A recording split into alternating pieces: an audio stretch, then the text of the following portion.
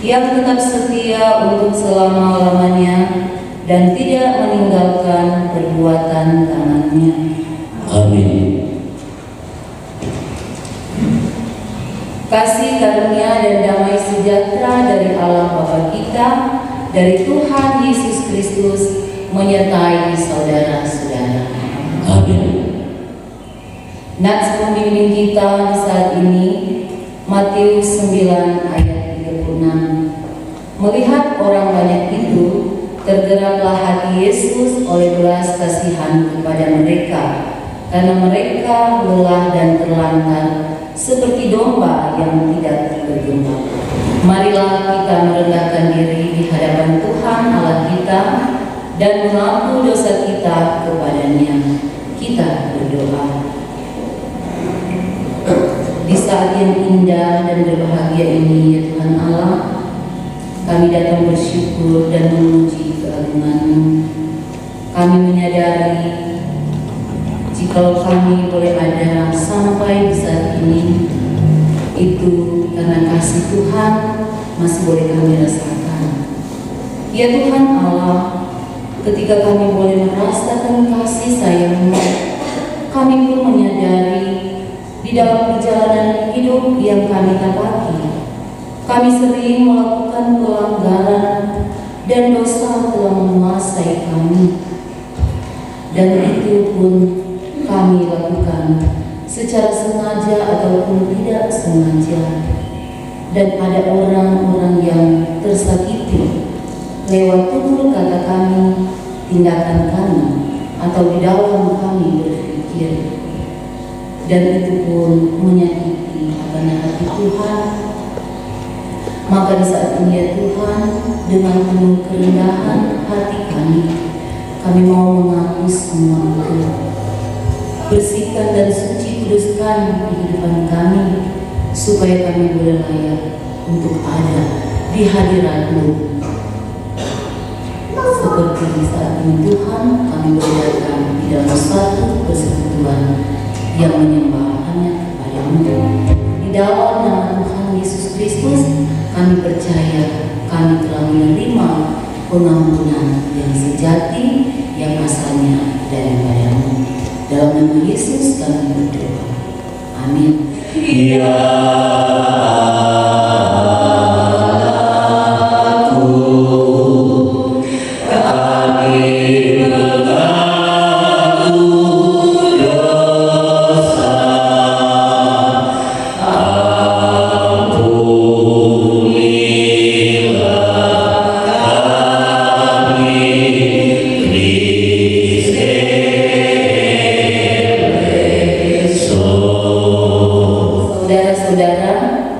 Jika seorang berbuat dosa, kita mempunyai seorang pengantara pada Bapa, yaitu Yesus Kristus yang adil.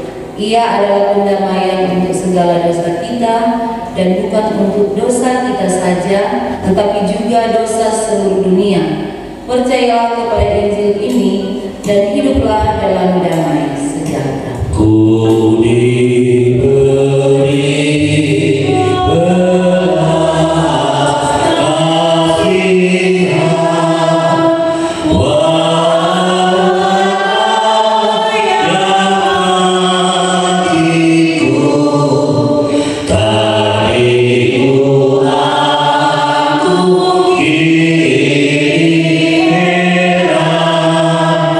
Tuhan besar.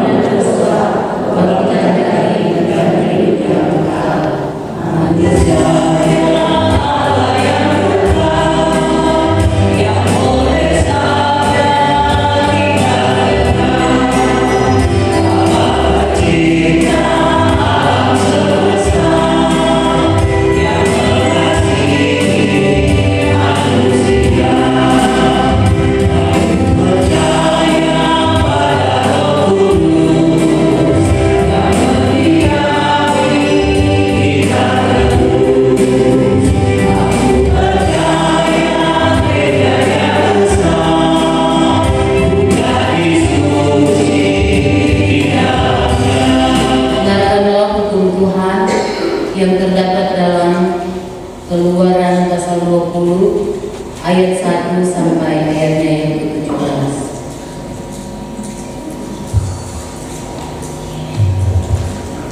Keluaran pasal 20 ayat 1 hingga ayat yang ke-17 dengan judul ke-10 firman. Lalu Allah mengucapkan segala firman ini, Akulah Tuhan Allahmu yang membawa engkau keluar dari tanah Mesir, dari tempat perbudakan. Jangan ada padamu Allah lain di hadapanku. Jangan membuat bagimu patung yang menyerupai apapun yang ada di langit di atas, atau yang ada di bumi di bawah, atau yang ada di dalam air di bawah bumi. Jangan sujud menyembah kepadanya atau beribadah kepadanya, sebab Aku, Tuhan Allahmu, adalah Allah yang cemburu, yang membalaskan kesalahan bapa kepada anak-anaknya, kepada keturunannya yang ketiga dan keempat dari orang-orang yang membenci Aku. Tetapi Aku menunjukkan kasih setia kepada beribu-ribu orang, yaitu mereka yang mengasihi Aku dan yang berpegang pada perintah-perintah-Ku. Jangan menyebut nama Tuhan Allahmu dengan sembarangan, sebab Tuhan akan memandang bersalah orang yang menyebut namanya dengan sembarangan. Ingatlah dan kuduskanlah hari Sabat. 6 hari lamanya engkau akan bekerja dan melakukan segala pekerjaanmu, tetapi hari ke-7 adalah hari Sabat Tuhan Allahmu. Maka jangan melakukan sesuatu pekerjaan engkau atau anakmu laki-laki atau anakmu perempuan atau hambamu laki-laki atau hambamu perempuan atau hewanmu atau orang asing yang di tempat kediamanmu. Sebab 6 hari lamanya Tuhan menjadikan langit dan bumi, laut dan segala isinya, dan Ia berhenti pada hari ke-7. Itulah sebabnya Tuhan memberkati hari Sabat dan menguduskannya. Hormatilah ayahmu dan ibumu, supaya lanjut umurmu di tanah yang diberikan Tuhan Allahmu kepadamu. Jangan membunuh, jangan berzina, jangan mencuri, jangan mengucapkan saksi dusta tentang sesamamu, jangan mengingini rumah sesamamu, jangan mengingini istrinya atau hambanya laki-laki atau hambanya perempuan, atau lembunya atau keledainya, atau apapun yang dipunyai sesamamu. Tuhan menyertai saudara-saudara. Marilah kita berdoa. Terpujilah Engkau Tuhan Allah Bapa kami yang ada di surga, di mana Engkau telah menggerakkan hati kami sebagai jemaat-Mu yang mengaku percaya kepadamu. Di saat ini ya Tuhan Allah, kami sebagai umat-Mu sangat merindukan akan kebenaran firman-Mu untuk dapat menuntun perjalanan hidup kami. Maka dari itu ya Tuhan, bersabdalah bagi kami semua, taruhkan hikmat dan pengertian sehingga kami mampu memahami firman-Mu yang akan memberi petunjuk dan pengajaran yang benar, sehingga kami hidup seturut dengan kehendak-Mu. Hamba-Mu yang akan menyampaikan firman-Mu diberi hikmat yang dari surga, agar hamba dapat berkata-kata seturut dengan kehendak-Mu. Berfirmanlah ya Tuhan dalam nama Tuhan Yesus. Membaca di dalam Injil Lukas pasal 10 ayat 25 hingga ayatnya yang ke-37. Oleh lembaga Alkitab diberi judul Orang Samaria yang Murah Hati. Lengkapnya, pada suatu kali berdirilah seorang ahli Taurat untuk mencobai Yesus. Katanya, Guru, apa yang harus berbuat untuk memperoleh hidup yang kekal? Jawab Yesus kepadanya, apa yang tertulis dalam hukum Taurat? Apa yang kau baca di sana? Jawab orang itu, kasihilah Tuhan Allahmu dengan segenap hatimu dan dengan segenap jiwamu dan dengan segenap kekuatanmu dan dengan segenap akal budimu, dan kasihilah sesamamu manusia seperti dirimu sendiri. Kata Yesus kepadanya, jawabmu itu benar. Berbuatlah demikian, maka engkau akan hidup. Tetapi untuk membenarkan dirinya, orang itu berkata kepada Yesus, "Dan siapakah sesamaku manusia?" Jawab Yesus, "Adalah seorang yang turun dari Yerusalem ke Yeriko.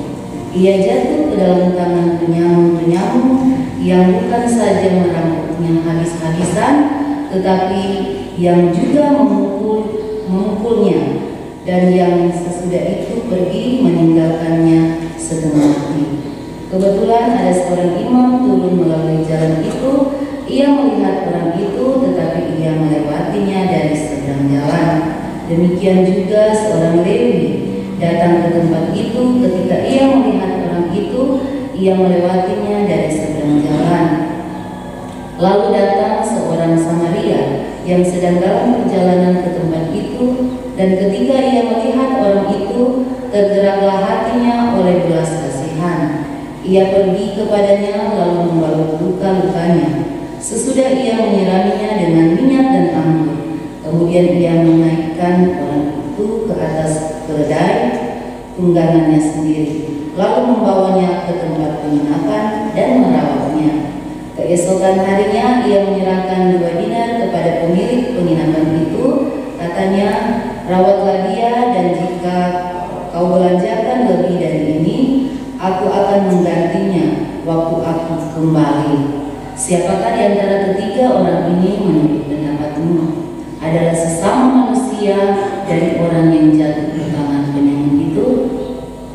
Jawab orang itu, "Orang yang telah menunjukkan belas kasihan kepadanya." Kata Yesus kepadanya, "Pergilah dan berbuatlah demikian."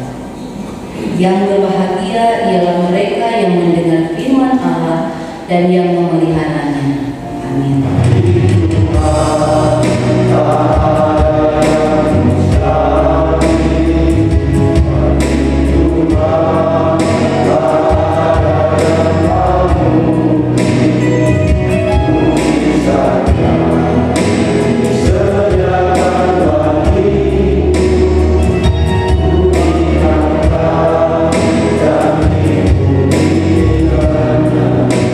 Shalom.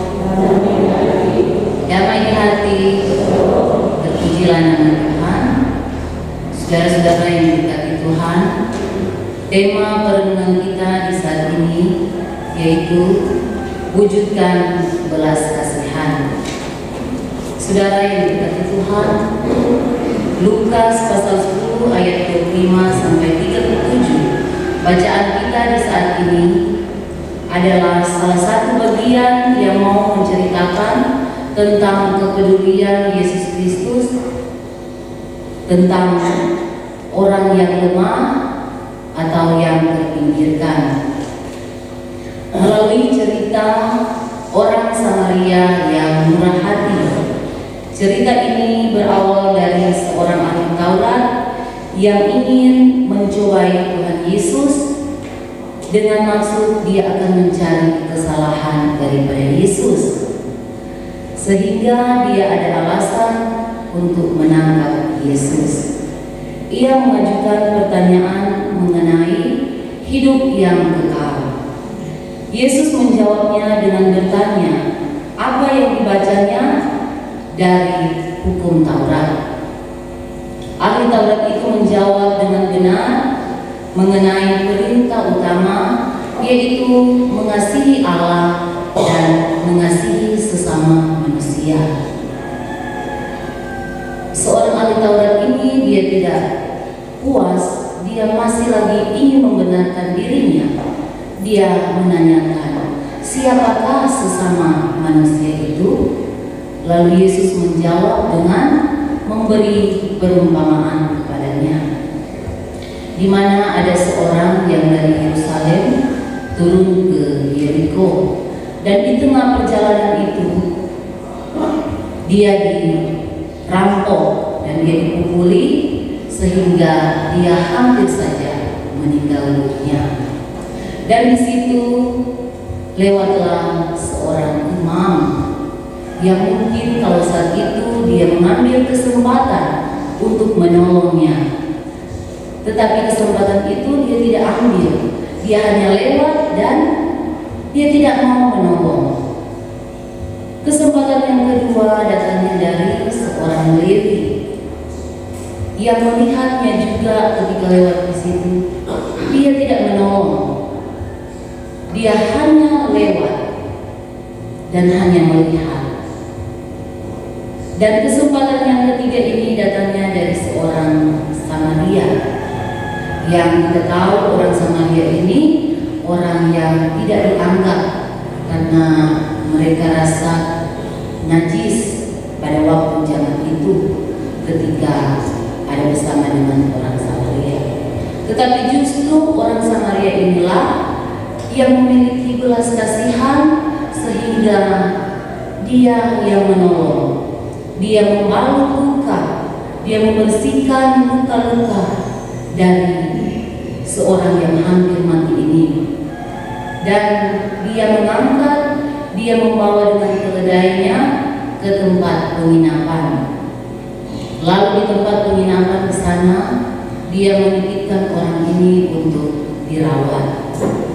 Oleh pemilik penginapan dia memberikan uang sejumlah 2 dinar.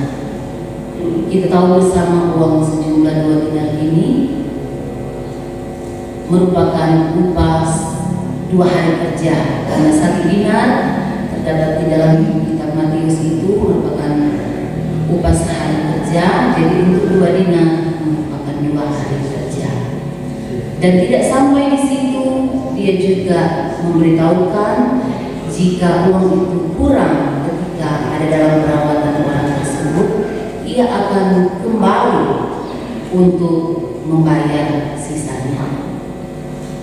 Sungguh luar biasa, tidak terpikirkan orang yang dianggap rendah, yang tidak dipandang, justru dia yang memiliki hati nurani, yang mau memberi belas kasihannya kepada seorang yang betul-betul membutuhkan pertolongan.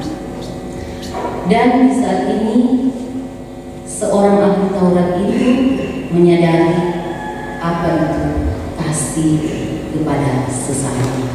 Maka Tuhan Yesus bilang, "Ngana pergi, ngana lakukan itu yang Tuhan perintahkan, yang tertulis di dalam hukum Taurat, yaitu kasihilah Tuhan Allahmu dan kasihilah sesamamu manusia."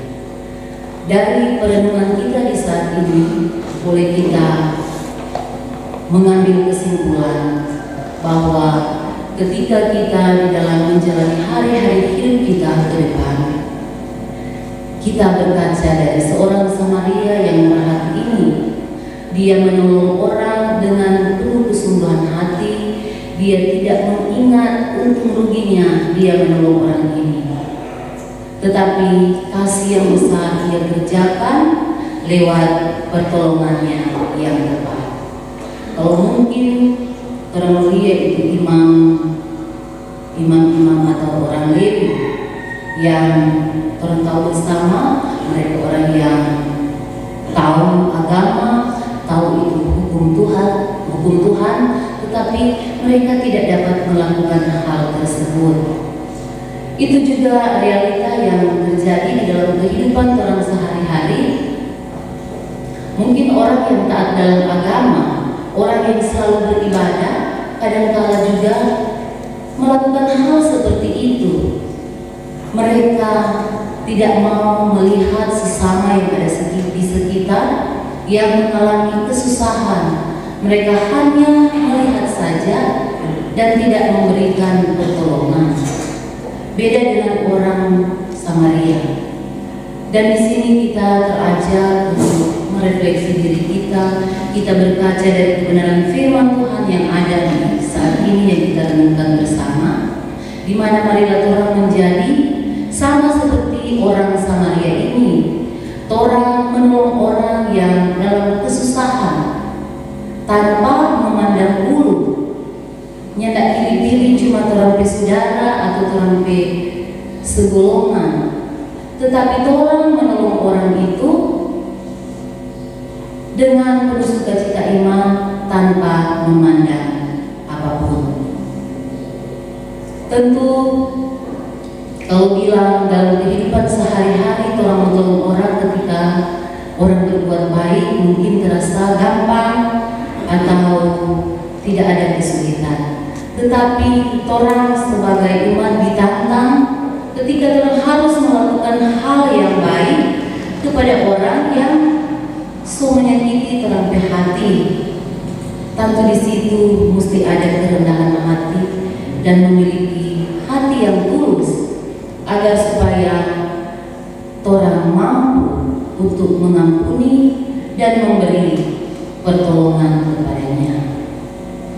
Mungkin orang tidak memiliki harta kekayaan untuk dapat menolong sesama manusia oleh karena keterbatasan, tetapi orang mampu menolong seseorang yang dalam keadaan susah ketika kita mau mendoakan mereka, karena sesungguhnya pertolongan datang daripada Tuhan.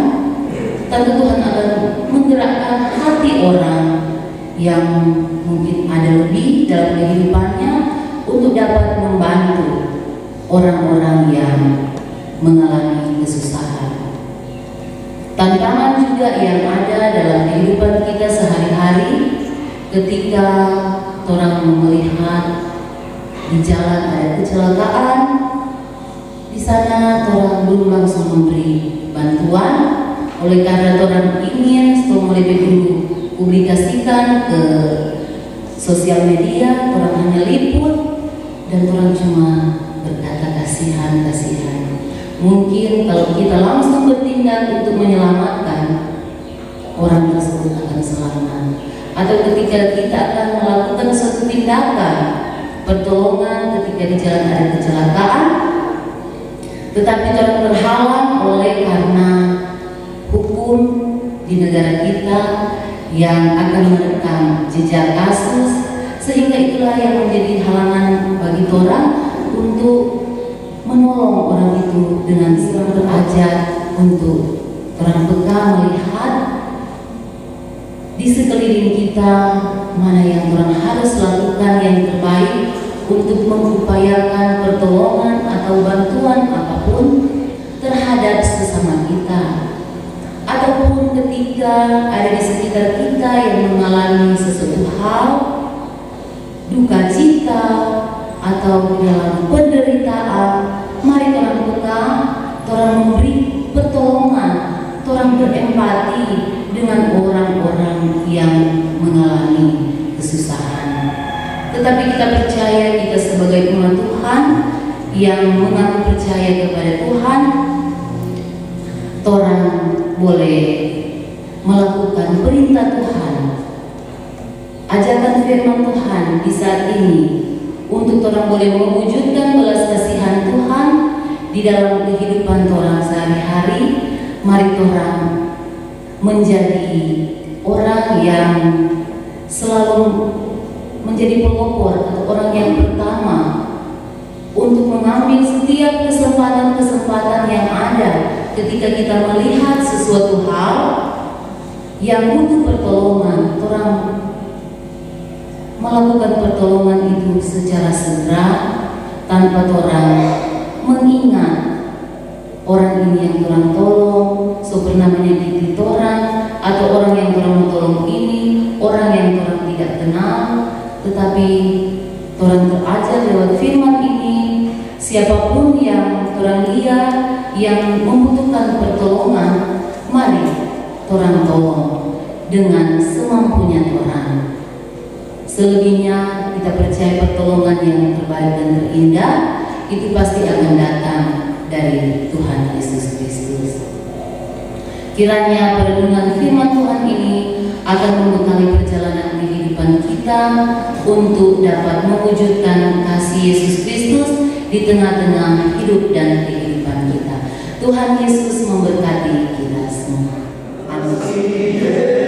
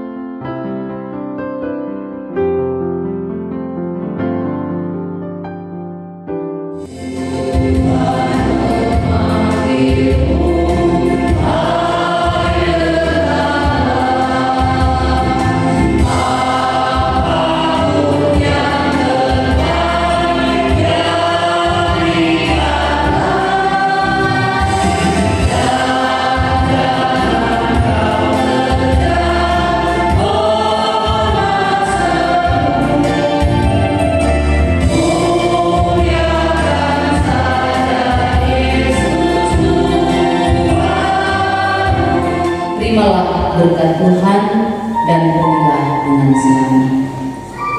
Tuhan memberkati dan melindungi saudara-saudara. Tuhan menyertai